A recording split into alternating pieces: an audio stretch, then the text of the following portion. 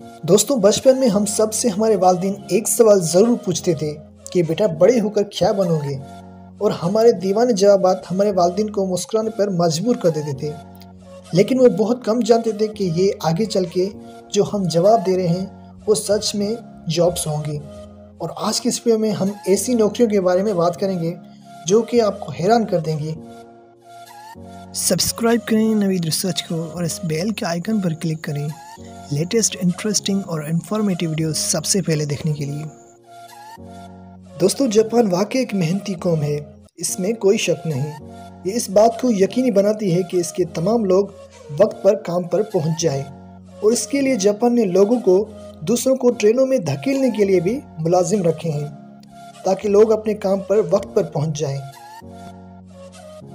दोस्तों, अगर मैं आपको कहूं कि आप सुकून से सोएं और उस चीज़ के आपको पैसे मिलेंगे तो आपका रिएक्शन क्या होगा? यकीनन ये जॉब आपको अजीब लगेगी, लेकिन ये जॉब सच में एग्जिस्ट करती है। आपको उस समय इस चीज़ की अदायगी मिलती है। सो प्रोफेशनल स्लीपर सो जाते हैं जबकि साइंसदान नींद की खराबी पर तहकीक करते हैं।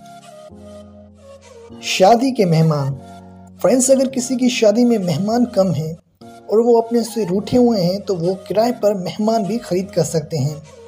उनको आप पैसे भी दे सकते हैं और वो पेट भर के खाना भी खाएंगे। ये लोग अपने नाक दूसरों लोगों के बगलों में झांकते हैं ताकि ड्यूटेरियंस की बदबू से लड़ने वाली ताकतों को जांचें।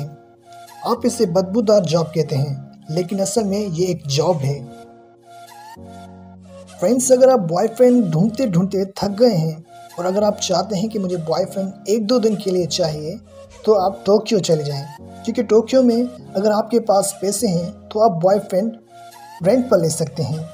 अगर आपके मन में ये सवाल आ रहा है कि क्या गर्लफ्रेंड भी रेंट पर मिल सकती है, तो यकीनन बिल्कुल, आप गर्लफ्रेंड भी रेंट पर ले सकते हैं। सो दोस्तों, ये था हमारा आज का वीडियो। उम्मीद करता हूँ ये इन्फॉर्मेशन आपको ज़रूर पसंद आई होगी। मज़ीद ऐसी ही इंटरेस्टिंग और इन्फॉर्मेटिव वीडियोस के लिए आप हमारे चैनल को सब्सक्राइब कर सकते हैं। तो फिलहाल की वीडियो में बस इतना ही।